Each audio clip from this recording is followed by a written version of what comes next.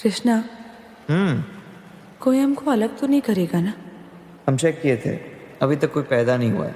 একটা ছবির সঙ্গে যদি অজয় দেবগন, তাব্বু, নীরজ পান্ডে, কিবারানি এদের মতো বড় বড় নাম যুক্ত থাকে, তাহলে অবশ্যই দর্শক সেই সিনেমা থেকে একটা নতুন কোনো গল্প বা নতুন ধারার প্রত্যাশা করবেন।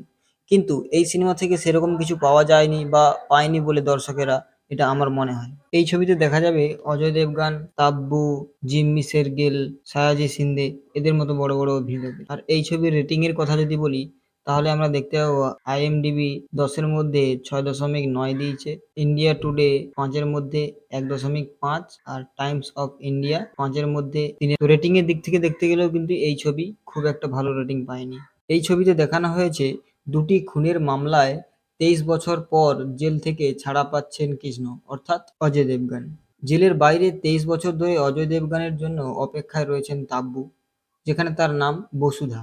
বর্তমানে বিবাহিত হয়েও কেন বসুধা তার প্রাক্তন প্রেমিকার অজয় দেবগনের জন্য অপেক্ষা করছেন, এইখানেই সেই গল্পের মোড়। কিন্তু কেন অজয় দেবগন এই দুটো খুন করেছিলেন, সেই গল্প বলা হয় গোটা সিনেমা জুড়ে।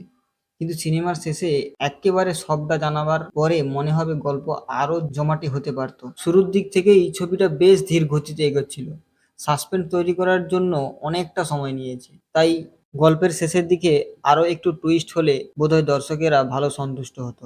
বর্তমান সময়ে কিন্তু একটু মারধার না হলে সেই সিনেমা দেখতে পছন্দ করে না সাধারণত। আর এই সিনেমা 90 দশকের সিনেমার মতো হয়ে গেছে। আপনি যদি অজয় দেবগনের ভক্ত হন, তাহলে অন্তত একবার এই ছবিটা দেখে ফেলতে পারেন। दुश्मन थे हम ही अपने, औरों में कहाँ दम था।